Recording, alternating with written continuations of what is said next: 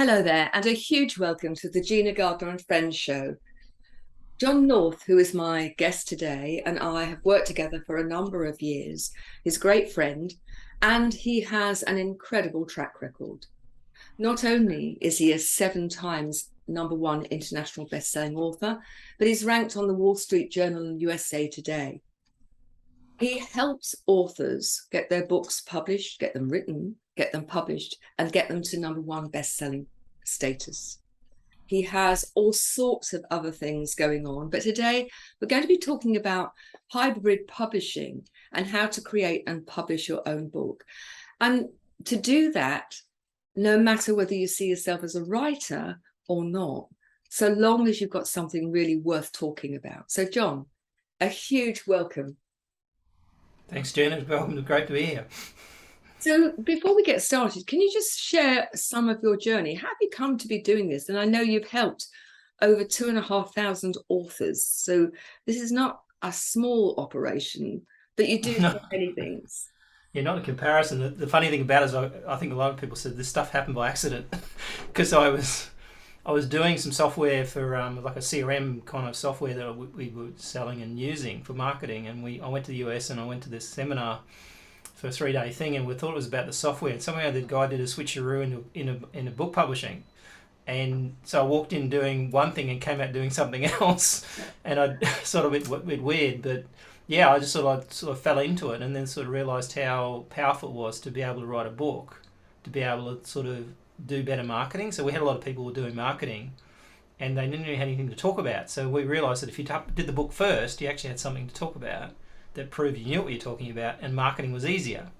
So that's how we kind of switched it around. Then we came back and thought, hang on a minute, this is easy. If they write a book, it's got to be structured. It's got to explain what they do well. Therefore, we can use that as a marketing tool, and then we can sell people that book or give that book away or whatever. And that's kind of, we sort of moved on from there, sort of got hooked by it. But I remember when I was like, I think 11 or 12 or something, I wanted to be a journalist. And I also wanted to publish books and, write books. And I wrote some books like on the side sort of thing as a kid, but never did anything. So it wasn't until I was like 45 or something before I published the first book. And back 40 years ago, as you would have known, publishing a book wasn't easy. It's not something you just sat down and wrote and published and did it. You had to go through a publisher. You had to, do stuff. Nowadays, it's so much easier to do that because these platforms will pay you for it. Whereas in comparison, before you used to pay for it.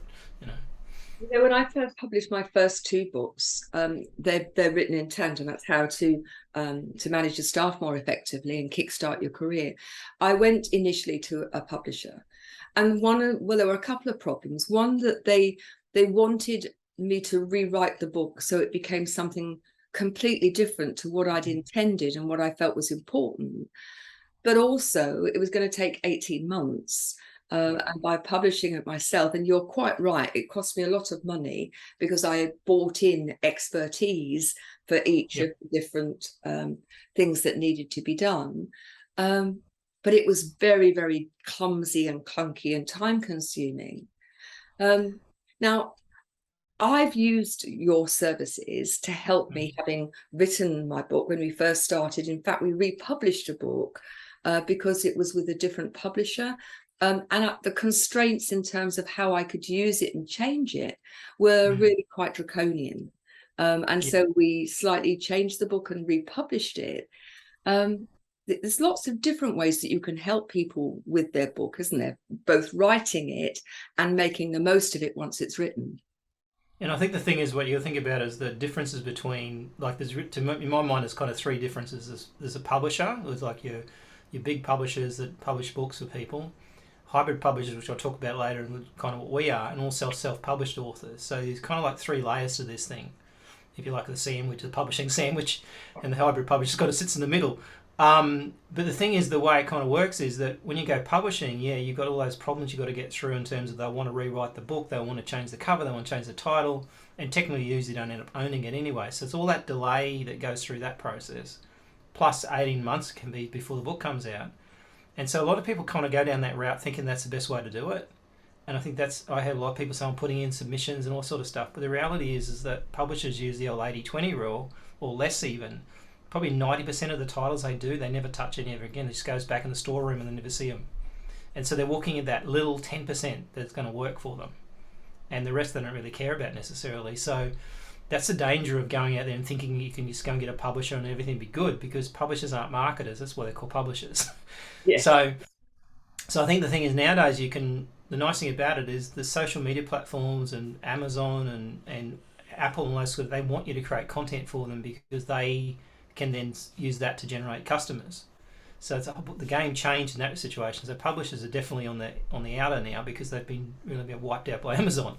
And so I think that's good because it means you can do it yourself. So that's where the problem lies, though, is people think they can write a book and do it all themselves without the first time, their first rodeo, if you like, and then Yeah. because they learn a lot, or they cost them a lot of money, or they never finish it, and all that kind of thing. So you hear that sort of drama of what they've created themselves without any actual strategy to start with. So we kind of do what I call the Tarantino when we do a book, and that is we start at the end and work our way backwards. So when you see a Tarantino movie, you see this. They usually put the end of the show at the start, and you spend the entire movie trying to figure out how that fits. Yeah. Right? And so that's what we do. We kind of do cover, title, strategy, table of contents, all that stuff first. But most authors do it last, particularly the cover and the title. It's interesting, isn't it? Because and I've worked with a number of people who have such great expertise to share. And one of the things that we talk about is writing a book and why, at a business level, it's so important. We talk about the fact that it gives you credibility. There's still that mystique about people who've got a published book, but your expertise and your standing as an expert, as somebody to listen to, I think is hugely improved by having a published book. And certainly in the early days of my first two books, that was my calling card to prove my credibility when I was changing industries. It has so many really important positives to have a published book. You've talked about the fact that it helps marketing, but I think people understanding the why behind their book before they start writing, or we're going to be talking about writing a book without writing later on. Because if what you want to do is to write a book that shares your family history with your family and your friends, that's a very different purpose than somebody that's got a message that they want to get out there. And then knowing who your audience are going to be and why you want to talk to them, I think is incredibly important. Is that part of your process at the beginning when you're as you say, doing reverse engineering and starting from the end, going forward? I think why is a good question, because the thing is that in why works a lot. When we used to do tech support for accounting software, we used to ask them why they're doing this. Why are you doing this? And most people don't know why. They usually think, I'm just doing it because I thought it'd be a good idea or whatever. So sometimes it's asking just, why are you doing this? What do you want to get out of it? It's a good place to start. I mean, interesting enough, like we always look at legacy and logic books, right? So a legacy book is more about you and stuff like that, and it takes tons more time to write. Yes. And people try and start with a legacy book, and I often say, mate, start with a logic book that you can write quickly and easily about what you know. It's a lot easier. Like that, any English teacher will tell you, right? Is to write what you know. It's much easier than write what you don't know, because they get found out pretty quick, right? Yeah. And we had someone who came to my sister referred this author to me that actually didn't have very long to live. She only had probably a couple of months to live. Goodness. And she'd written this book about some stuff that happened, some tragedy stuff that happened in North Queensland with the Aboriginals and all that sort of stuff. And it was a very sort of book she always wanted to publish. She wanted to leave a legacy of that book and really expose what happened. And so we published that book, and she got it in her hands. And I mean, she probably only lived a couple more weeks after that. But that was sort of the biggest smile, like probably got her a couple more extra weeks of life in some respects, because of that, achieving that goal that she wanted to do. So her big why was to publish it before she died. That's a pretty big why, right? It certainly is. And what a legacy that you enabled her to leave. Yeah. And in part, that's partly your legacy, isn't it? That you help people leave a marker, which, for me, there's a number of things that having a book, I think, is so important in terms of the work that I do. It allows people access to your knowledge, your expertise, your experience in a very inexpensive way. That for a few dollars, a few pounds, people can have an encapsulated version that if they were going to work one-on-one would cost them much more, and that Mm. they can work at it at their own pace, that that it's there, and longer after I'm gone there will be that legacy of all of the books that I've written that will still have validity, because they're talking about how to live your best life, how to be a great leader. But the other thing about it is that by writing the book, my thinking has moved on. The Mm. actual process of writing, I think, really solidifies your thinking, and why did I do it, and why did I do it in that way, and it Mm. gets underneath that, and I think that can be so valuable. Yeah, I think the thing is you got to look at it as the big why are you writing that book? But at the end of the day, it depends on what's going to happen as a result of that book. And so sometimes people hold themselves back because they don't think they know enough or whatever. The reality is that to me it is a business card because it tells you it's a marketing plan too in my mind, or it's a great cleansing process too, because a lot of people have a business is really complicated sometimes. And you go, well, what's the 80-20 rule? What makes all your money? What should you focus on? What should you write a book about? And they write a book about something that's actually so little in their business and not worth it, right? When Yeah, they spend all day doing something else that they're good at. So figuring out what you're good at that you can do quickly, even if it's your only, like sometimes I say, look, get a book out and then you can always write another one, right? yeah, Like I've done 7 and now I do one a year. But the reality is that almost think like you don't, it's not like you're restricted to one book. You can write your first book, get it done, and then write another one or change that book coming in again. We did a client, we did like 4 books on LinkedIn, right? And yeah, the last one was the best one because we'd sort of learnt so much in that process of writing those other 3 that we really nailed that last book. But yeah. it was really a replication of all the other books, but it was a much improved version of it, right? And so getting an idea of what you're trying to achieve and then the quickest pathway to it sometimes is the best way rather than trying to figure out a way to make it really hard for yourself. People It's do quite love interesting. to overcomplicate things, don't they? Yeah, yeah, I know that's yeah, a conversation that you and I have had many, many times about yeah, keeping it simple. The yeah. other thing that strikes me about this is when I'm writing a book, I think about, if I was my younger self and I was going through this, what are the things that would actually either short circuit the system or enable me to evolve and develop more quickly and more effectively and more easily? And I think often the overcomplication comes because when you're wanting to give people that information, you want to give them everything, rather than distilling it to, if I had you know things that would make this easier, quicker, and more straightforward, cost me less money, cost me less time and effort, what would those things be? And Mm. often they, as you said, are the simplest things. Yeah, well, the interesting thing, we've got a little exercise we put our authors through and we ask them to write a letter from a reader that's read their book before they've even written it. Right. And it's quite amazing because you're writing from the other person's perspective of what they got out of the book. So almost like future pacing what's going to Yeah, happen. yeah, And it's a very interesting exercise. And when they do it, they realise something that they wouldn't have got any other way, was they had to take themselves in their own sort of skin and put in someone else's shoes essentially, and figure out what that person would want out of it. It's a whole different mindset of thinking that through. And so yeah, we find that's quite a good exercise we get them to do. Get them to write a letter from saying someone who's read the book and what they got out of it and all that sort of stuff. It works really well to kind of figure out what the big picture might be and the net result. really powerful. John, we're going to talk about how you write without writing. I mean, Yeah, that sounds potty, without doesn't the log cabin. it? You're in the So, log cabin. Yeah. so talk us through how you can write a book without writing. Well, I And think that in 90 yeah, days, you talk about actually doing it yeah, in 90 90 days. days. Yeah. So when I used to do a lot of networking, somebody said, "What do you do for a living?" And I used to say, "Well, I used to help people write books in as little as 90 days without writing a single word and be an international bestseller." And I had to practice that quite a lot to get that out.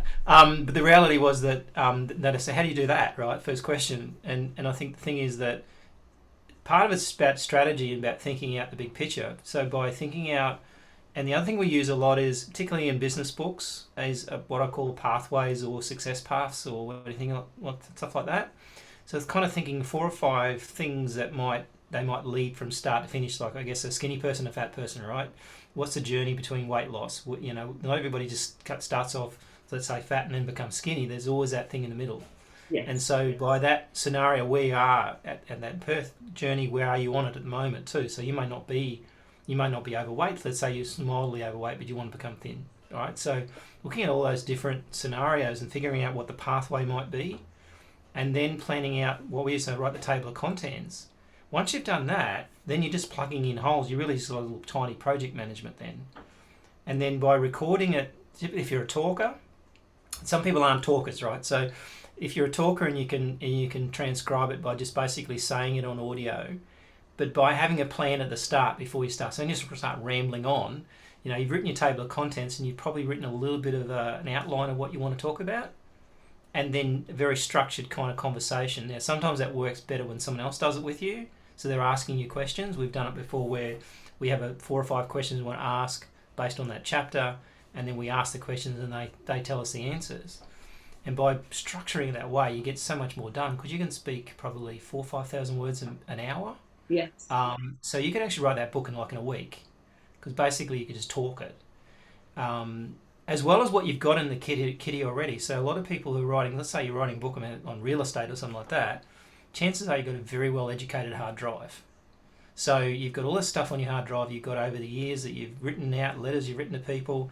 I once wrote an email to someone who actually recycled back into the book because I reckon it was actually explained everything really well. I thought, oh, I've got an email I wrote about this. So go and do that asset test and just find anything you might have written or got access to. So you can actually build out that. It's almost like a science project, if you like. You're trying to find all the components to build this thing, but treating it little small chunks rather than big chunks. And in that way, you can actually build it slowly, but much, much faster, because you've got these little, how do you eat an elephant kind of thing, like a little piece at a time. It's, I think, an incredibly powerful structure and approach. Mm. Interestingly, when I wrote my first books, and you'll know that I'm not particularly technical. John will often say You, that it'll only take a little while, and 4 hours later, I'm still struggling. you can't get And past then the guys. We've got a Gina moment. and then he'll come and rescue me by taking over my computer. And but I did that very thing, but I did it using those polythene bags that you keep things on, files, and I Yep. broke my book down into chapters, and I had a plastic bag for each chapter. When I had a thought, I would write it down on a scrap of paper, it would go in there. And so if I Mm. had half an hour, then I'd just think, right, what do I want to write about? And I would look at a little chapter. But of course, the software that's available now, things like Otter AI, where you Mm. can speak into it, and as you speak into it, it automatically does a transcription for you, Yeah, and you exactly. can see it in real Tech's pretty time. good now, yeah, and much more reliable in terms of actually understanding what you're talking about. Because a lot of the early AIs, they basically you spend most of your time trying to fix up what they'd mistakenly got, but now it's really good at picking stuff up. So I think at the end of the day, now's a great time to write a book when it used to be maybe even 10 years ago, even 5 years ago, it wasn't as easy as it is now No. because of the automations and the way that AI can sort of pick stuff up. So leveraging that technology and figuring out the best way to do it. But to me, it's like anything most people do is they build a house. You don't just start building today. You've got to have plans. You've got to figure out what it's going to look like on the outside and all that kind of stuff. And that's the thing that most people don't spend a lot of time on. That's the cover and title stuff. They spend almost as little time as possible on it, I've seen. So that's the bit that I think is the most important part, is getting the cover and the title right at the start, because now you've got your house plan, if you like. You've got your outside of the house is going to look like when it's finished. Then you know what it's going to be like inside. You can move things around, you can understand it. Otherwise, you end up in this problem of actually changing things along the way, or the book doesn't end up what you think it's supposed to be. I mean, other people send me covers and I go, what the hell is this? And it's like, oh, it's a book about HR, so it looks like something else. It's Yeah. like, did you think about this? It's like, oh, about 5 minutes. I mean, one of my clients we know very well, he wrote a book and basically took a photo this day of him, and he looks like a surgeon, but he's not a surgeon. So he put that on the front cover. And it's like, you didn't think about anything about that book. You thought that was a cute photo to use, and you just used it. It didn't even look like you. And it's like, you didn't think about it. And those things are people, that's when they're too close to it, right? They're not Yeah. getting that extra advice or anything like that. They're way too close to the project. I think there's a number of things that are worth picking out of that, John. And one is this whole business of if you're a business person, the chances are you've got a business plan and you're strategic about what you're doing, and you Mm, need to carry that same technique in terms of being strategic when you're mm, writing a book. And in some ways, it makes even more sense to do that, because you're going to have something tangible that's going to stand the test of time. And so spending that time on planning so that it's streamlined and that you haven't got lots of extra stuff that doesn't add value makes a mm. huge amount of sense for your reader. But also it's going to save you time and energy and money, because dealing with the whole thing is going to be much more straightforward. And the funny thing about it is, there's a good saying out there: I wish I had more time to write less. Yes. Well, don't you Right. find when you're trying to write anything that if you've Mm. got, I write lots of articles for different magazines, and the short articles are much more time consuming to write because they need to be much pithier and much more to the point. You can try doing a business card, right? I Yeah, can I can find that a business card will take 10 times longer than a two-page brochure. yeah, And a two-page brochure will take, as soon as the smaller it gets, the less it gets, the harder it gets. yes, And so I think that's probably why Twitter confused a lot of people, right? And so at the end of the day, it's like to write less is actually an art than not writing too much. yeah. And I think that's the bit that tightening it up, and that getting an editor to do that kind of stuff is, I think if you're trying to edit your own book and try and proofread your own book, that's where you're going to fall foul of a lot of problems. And so I that's what. certainly know, particularly around proofreading your own book, you're too close. You've Mm, seen it and you make assumptions about what's there rather than pass on. truly reading it. John, you've got 7 bestsellers. I've got 3, Mhm. thanks to you, I have to say. No sweat. Why is it so important to have that status, particularly today? Well, I think the thing is too, and we probably need to talk a bit about hybrid publishing too, because there's a couple of components there about this. Again, it's a bit about strategy. So, and I spoke to someone today about this whole thing. I was looking at LinkedIn, and he's talking about, oh, I've done these bestseller books and stuff like that. And I looked at his book and I said, I could do 10 times better than what you did. And that's because you didn't do it properly at the start. So, number one is getting all that stuff right at the beginning, getting the cover right and all that sort of stuff, getting that, get it published properly. Next stage of the thing is bestseller. So, there's a big difference between being a best-selling author and just an author. And from media's perspective, that's where it makes it interesting, because they want to talk about a best-selling book because it sounds good, as opposed to just, I wrote a book, because anybody could, in theory, could write a book, right? Yeah, But not everybody gets to be bestseller. And the thing about bestseller too is it's a bit of a kind of an odd classification, because no one is going to show up at your house and give you an award. no, So they're not going to show up and say, here's your special prize for being bestseller, because Amazon is probably the place where most of the bestsellers get created. But people don't understand is Amazon's not a bookstore; it's an e-commerce store. So what they think is that when you go into a bookstore, and publishers think the same thing, is it two categories. That's it. You stick it in self-help and you stick it in general marketing or something, and you're done. And so what a lot of people, when they publish books, is they think that's what they've got to do. With bestseller though, there's a way in Amazon particularly being able to extend those categories out and get more categories, which basically means that different categories have different sales, which means that you can rank in those categories. Like if you want to rank number one in Amazon, for example, or the top 100, you probably need to sell 2,500 books a day to get to number one. But if you have a look at them, most of them are shirtless guys. Right? So it's got, of course, romance sells, right? So you're okay, right. competing against all these romance books, right? And so when you think about it, well, how many books do you need to sell? That's a lot of books per day to sell. And we did that when we did USA Today and Wall Street Journal. We had to sell 2,500 books a day for like 5 days in a row to be able to get those rankings. But then if you look at Amazon and you look at the categories and where you should be, then what you're doing is you're engineering yourself into a situation where you might appear on a number one list bestseller list with a hell lot of sales. But that art and science of knowing which categories to choose and which way to time it and getting the sales done at the same time, that's the trick to the whole thing. So you've got a surge in sales in a certain period of time, say 24 hours.